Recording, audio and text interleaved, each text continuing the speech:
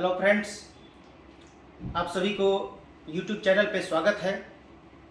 दोस्तों, आप सभी ने मेरे कई सारे वीडियो को देखा होगा और शायद आप लाभान्वित भी हुए होंगे। मुझे विश्वास है कि आप सभी तक मुझे जो पहुंचाने का एक प्रयास होना चाहिए। मुझे जब भी वक्त मिलता है अपने बिजी शेड्यूल में, मैं कोशिश करता हूं कि आपको कुछ लाभ दे सकूं। दोस्तों, कई ऐसे मित्र हैं, कई ऐसे छात्र हैं जो भटकाव की स्थिति में रहते हैं और वो सोचने में ही अपने दिमाग को लगा देते हैं कि मेरे से होगा कि नहीं, मुझसे होगा कि नहीं। दोस्तों, आप कुछ किए ही नहीं हैं। आप सागर की गहराई को मापने चले हैं कि सागर में पानी कितना है। जब तक आप उसमें डुबकी नहीं लगाएंगे तब तक आप ज्ञात कैसे कर पाएंगे कि इसमें पानी कितना है। दोस्तों, कोई भी इंसान जन्मजात बुद्धिमान और विद्वान नहीं होता है। हर किसी को मेहनत करना पड़ता है और कुछ अर्जित करना पड़ता है। आप जब तक आप अध्ययन नहीं करेंगे, पढ़ाई नहीं करेंगे, तब तक आप सफल कैसे हो सकते हैं। सफलता के लिए आपको त्यागना पड़ेगा, तपस्या करनी पड़ेगी और मेहनत करना पड़ेगा। शॉर्टकट का कोई ट्रिक नहीं होता है। दोस्तों, मेरे चैनल से जो भी जुड़े हैं वो सब आप अवगत हैं और उससे फ़ायदा होता होगा। जो भी मेरे चैनल से नहीं जुड़े हुए हैं, कृपया सब्सक्राइब कर लें और बेल आइकन को प्रेस कर दें ताकि कोई भी वीडियो अपलोड हो तो आप तक वो मिल सके और आप उससे लाभ ले सकें। दोस्तों, बहुत सारे मित्र हैं और छात्रों को भी मैंने देखा है, गांव से बिलोंग करते हैं, देहात से बिलोंग करते हैं, ग्रामीण सुदूर देहाती क्षेत्र से बिलोंग करते हैं। उन्हें वो साधन उपलब्ध नहीं है कि वो कोचिंग इंस्टीट्यूट में जाकर पढ़ सके, कोचिंग इंस्टीट्यूट में जाकर मार्गदर्शन ले सके। उन्हीं सब छात्रों के लिए मैं कोशिश करता हूं कि समय निकालकर आपको कुछ लाभ मिल सके, मोटिवेट हो सके और जो पुस्तकें पढ़नी चाहिए, एक स्ट्रेटजी के साथ तैयारी करनी चाहिए, वो आपको मिल सके। दोस्तों, बीच बीच में मैं इसीलिए आता हूं क्योंकि मैं वहां से बिलोंग करता हूं। मैंने उस चीज को महसूस किया है कि कैसे लोगों को कमी होती है पढ़ाई में और वो कर नहीं पाते हैं। कुछ ऐसे भी छात्र हैं जिन्हें किताब तक खरीदने के पैसे नहीं मिलते हैं और निर्धन है, गरीब है, बेसहारा है, मजदूर के बच्चे हैं, किसान के बच्चे हैं।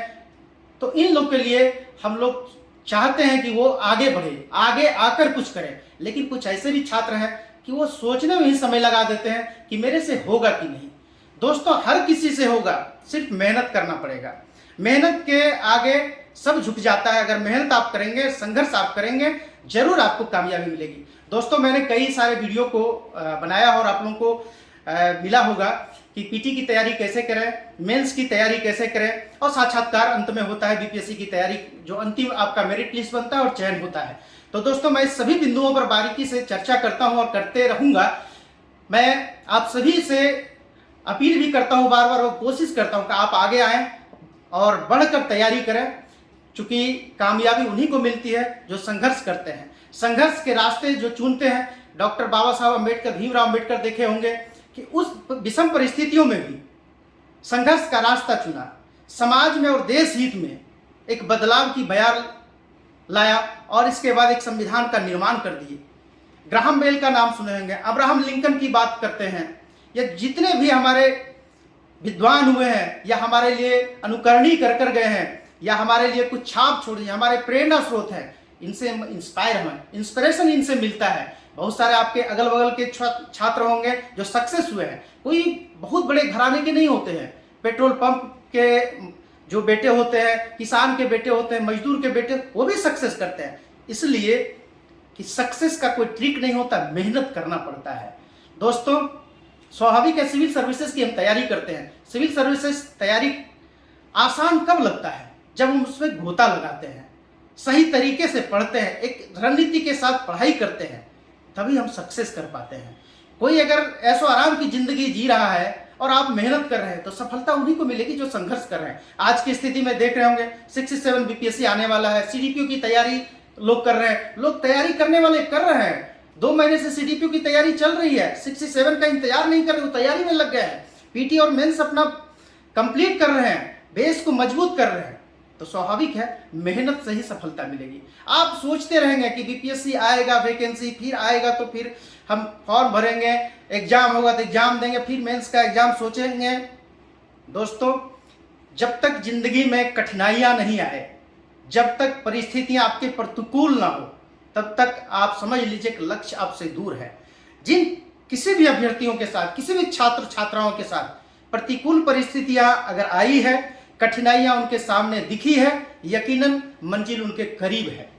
इसलिए दोस्तों, जब भी आपके नज़दीक में ऐसा महसूस हो तो समझ लीजिए कि मंजिल आपके करीब है। दोस्तों, आपने देखा होगा कुछ छात्र असफल हो जाते हैं, पीटी का क्वालिफाई नहीं हो पाता है। क्यों? पीटी का क्वालिफाई नहीं हो पाना, इसका मतलब हमारी रणनीति सही नहीं थी और कुछ मार्क्स से हम छूट गए हैं। लेकिन फिर वो सोचते हैं यार फिर मैं तैयारी करूंगा, मेरा होगा कि नहीं पता नहीं। दोस्तों, यह उसी दिन आपको ठान लेना चाहिए कि अगर हम पीछे होते हैं तो हम कहीं के नहीं रहेंगे और सोचेंगे यार दूसरा एग्जाम्स की तैयारी करते हैं। दूसरे एग्जाम्स में इससे ज़्यादा आपको पढ़ना पड़ेगा। आप महसूस करके देखिए, जहां पे आपका कुछ नंबर से छूटा है, इसका मतलब है कि आप करीब हैं। अगर कुछ और मेहनत करेंगे आगे आपको सफलता मिलेगी। दोस्तों, मेरा यह सुझाव हमेशा रहता है कि आप घबराएं नहीं, कभी भी हार स्वीकार नहीं करें और हारना नहीं है, डट कर मुकाबला करना और शानदार और जोरदार तैयारी करना है। अगर सही मायनों में, सही मार्गदर्शन में, सही स्ट्रेटजी के साथ आप तैयारी करते हैं, यकीनन आपको कोई नहीं रोक सकता है। इसलिए हम जैसे लोग कहां से आते हैं, जहां से कभी सपनों में नहीं सोच सकता था कि कोई सिविल सर्विसेज क्रैक कर सकता है, इतना बेहतर मार्क्स, इतना बेहतर रैंक से क्रैक कर सकता है। दोस्तों, हमने प्रूफ किया, फर्स्ट एंड लास्ट इसको फिक्स किया था, do and die first and last. और मैंने उस चीज को, परिस्थितियां मेरे प्रतिकूल थी, लोग ताने मारते थे, बहुत सारे लोग होंगे, आपको आलोचना भी झेलना पड़ेगा। आलोचनाएं स्वीकार करिए, चुनौतियां स्वीकार करिए, लोगों के ताने को स्वीकार करिए और साइलेंट मोड में तैयारी आप शानदार तरीके से करिए। यकीनन सफलता आपके कदम चूमेगी और फिर जो रिजल्ट का सुखद अनुभूति होती है दोस्तों, बयान नहीं कर सकता हूं। मैं नीचे से रैंक अपना देख रहा था कि मेरा रिजल्ट हुआ है कि नहीं, रिजल्ट देखने के लिए गया था और मेरा ऊंचे पायदान से जब देखता हूं तो मेरा ऊंचे पायदान पहला लिस्ट में ही नाम था। दोस्तों, यकीनन आप उस पड़ाव को अगर गौर करेंगे, महसूस करेंगे, आपको एक सुखद अनुभूति होगी।